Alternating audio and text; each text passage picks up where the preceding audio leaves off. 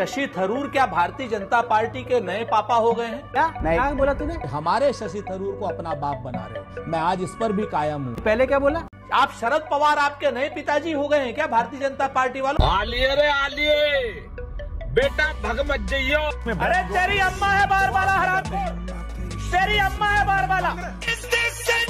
माँ अम्मा बहन पे आ जाऊंगा मैं इनकी। तुम जानते हो, तुम्हारा बाप जानता है, तेरी माँ लंडी है। बंद करो हाथ जोड़ के। मैं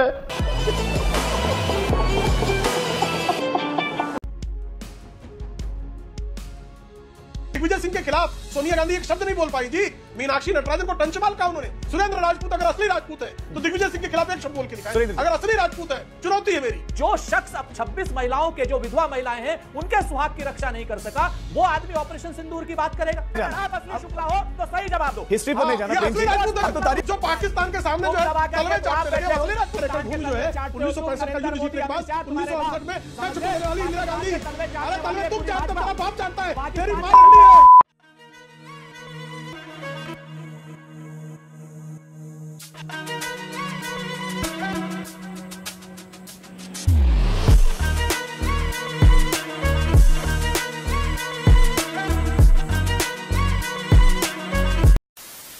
नमस्कार दोस्तों, स्वागत है आप सभी का। आप देख रहे हैं खबरी शो। दोस्तों आज की डिबेट वीडियो होने वाली है बीजेपी के प्रवक्ता प्रेम शुक्ला और कांग्रेस के प्रवक्ता सुरेंद्र सिंह राजपूत के बीच में। दोस्तों आप सुरेंद्र सिंह राजपूत को तो जानते ही होंगे। इनकी एक पहचान है, ये जब डिबेट में होते हैं और इनसे किसी सवाल का जवाब नहीं दिया जाता तो ये सामने वाले के माँ बाप पे चले जाते हैं। कभी किसी डिबेट में बताएंगे कि शशि थरूर बीजेपी वालों के बाप हैं, कभी किसी डिबेट में बताएंगे कि शरद पवार बीजेपी के नए बाप हैं, कभी तो ये ट्रंप को भी बोल देंगे कि ट्रंप भाजपा वालों का बाप है। ऐसा ही कुछ करने की कोशिश की इन्होंने आज की डिबेट में, लेकिन दोस्तों दुर्भाग्य से सामने बैठे थे प्रेम शुक्ला। और प्रेम शुक्ला का इतिहास है कि वो कभी भी किसी का उधार नहीं रखते हैं, ब्याज सहित लौटाते हैं। आज की डिबेट में सुरेंद्र सिंह राजपूत ने प्रेम शुक्ला को बोल दिया कि मोदी और शाह तुम्हारे बाप हैं। अब दोस्तों उसके बाद प्रेम शुक्ला जी ने एक ही शब्द बोला और उसी में सामने वाले को ढेर कर दिया। दोस्तों हम और हमारा चैनल गाली गलौज को बिल्कुल सपोर्ट नहीं करता है, लेकिन अगर कहीं पे ऐसा हुआ है, घटना घटी है, तो वो देखना और दिखाना हमारा फर्ज बनता है। तो चलिए दोस्तों फिर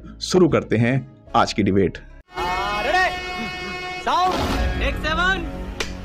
राजीव भाई, नारी शक्ति की हकीकत तो 2 लाइनों में क्लियर हो जाती है और आप भी मानेंगे और ऑफ द रिकॉर्ड तो प्रेम भाई भी मानेंगे। विजय शाह के भाजपा में रहते हुए और मंत्री पद पर रहते हुए प्रधानमंत्री श्री नरेंद्र मोदी जी का भोपाल का दौरा बेईमानी है, शर्मनाक है।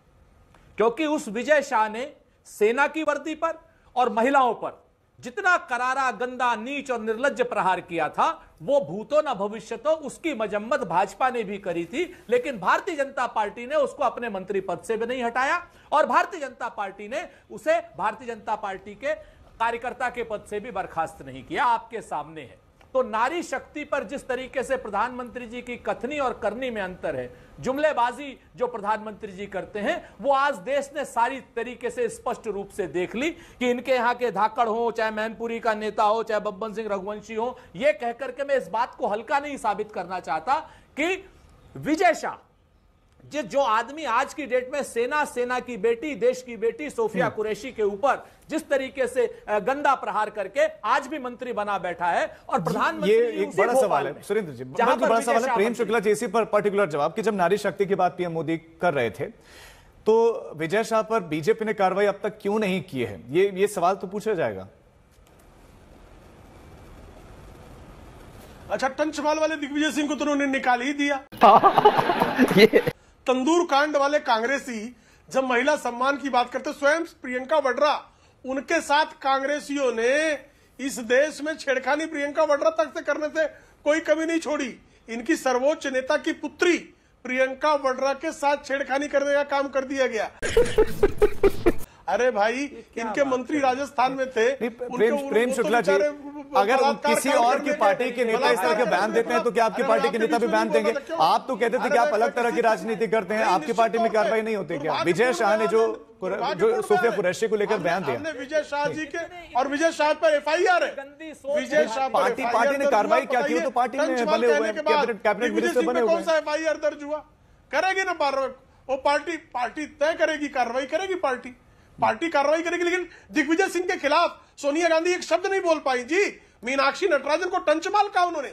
इनकी महिला कांग्रेस की तत्कालीन अध्यक्षा को टंचमाल जैसे अभद्र निकृष्ट शब्दों का प्रयोग करने वाले दिग्विजय सिंह के खिलाफ मैं विजय शाह का विरोध कर रहा हूं। सुरेंद्र राजपूत अगर असली राजपूत है तो दिग्विजय सिंह के खिलाफ एक शब्द बोल के दिखाएं। अगर असली राजपूत है, चुनौती है मेरी। मैं विजय शाह को बोलता हूं दुर्भाग्यपूर्ण बयान है, शर्मनाक बयान है, निंदनीय बयान है, लेकिन कह दे दिग्विजय सिंह के खिलाफ एक वाक्य। बोलिए सर। जवाब दूं, देखिए भारतीय जनता, मैं तो बिल्कुल वो भी कहूंगा, चिंता मत कीजिए, हम असली राजपूत हैं और हम आपकी वल्दियत पर सवाल नहीं उठाएंगे कि आप असली शुक्ला हैं कि नहीं हैं या आप असली पंडित हैं कि नहीं। हम आपकी वल्दियत पर सवाल नहीं। नहीं, लेकिन आप दिग्विजय सिंह के खिलाफ बोल के दिखाइए ना, तय कीजिए। पहले अपने खिलाफ सुन लीजिए, बोल के तो दिखाइए राजपूत जी। मैं आपके बीच में मत नहीं बोला ना, आप बोल ही नहीं पाएंगे, आप बोल ही नहीं पाएंगे। मेरे खिलाफ बीच में बोले थे। ठीक है, उन्होंने निंदा की, उन्होंने बयान की निंदा की सुरेंद्र जी। तो अब मैं आपको बयान की निंदा कर देने से अगर विजय शाह के कुकर्म दूर हो गए हों तो भाई कोई बात नहीं।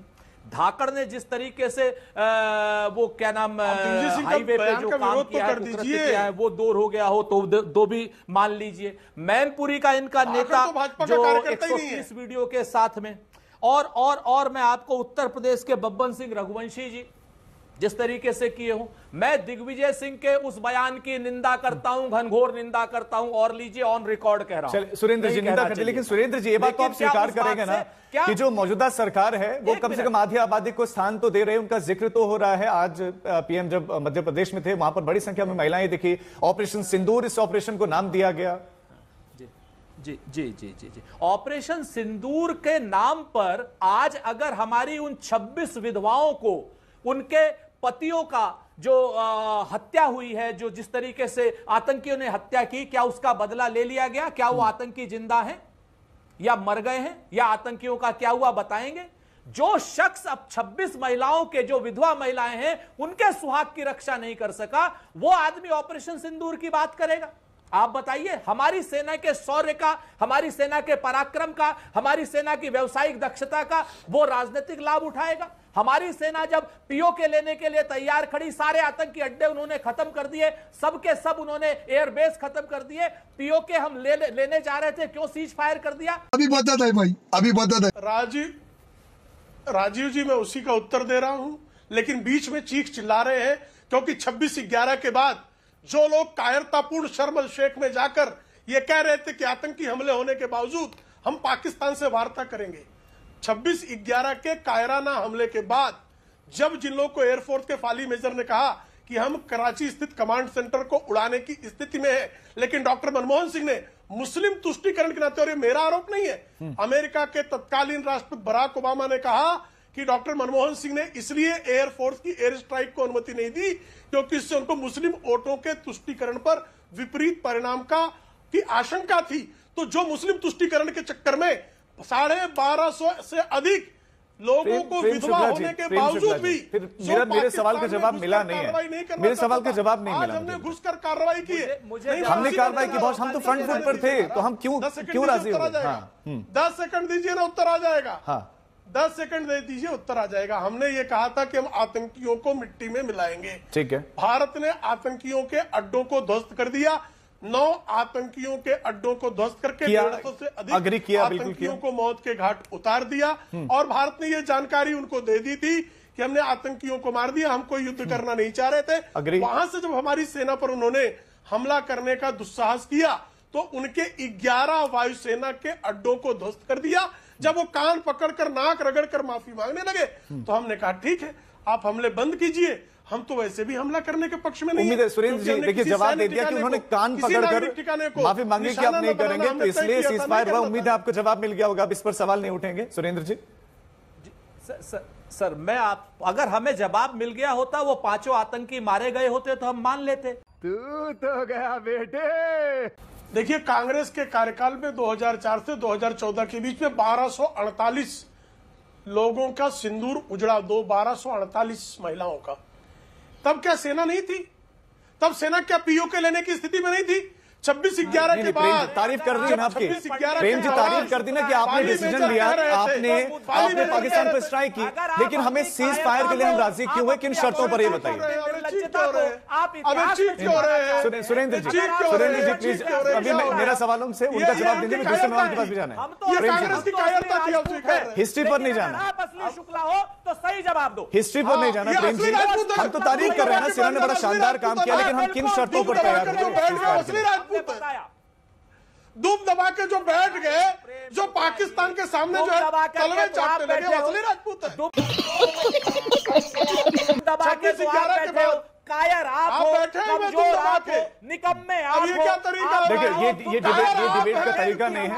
देखिए एक करके पाकिस्तान की भाषा बोलते हैं राहुल गांधी, जो सर्जिकल स्ट्राइक को खून की दलाली कहकर पाकिस्तान के तलवे चाटते हैं और उसका यूनाइटेड नेशंस में दुरुपयोग किया जाता है। और 8,000 एकड़ भूमि जो है 1965 का युद्ध जीतने के बाद 1968 में कच्छ को देने वाली इंदिरा गांधी, अरे तलवे तुम चाटते, तेरा बाप चाटता है, काटने वाली है तुम्हारा खानदान। नहीं म्यूजिक कैसी लगी आगे स्वाद।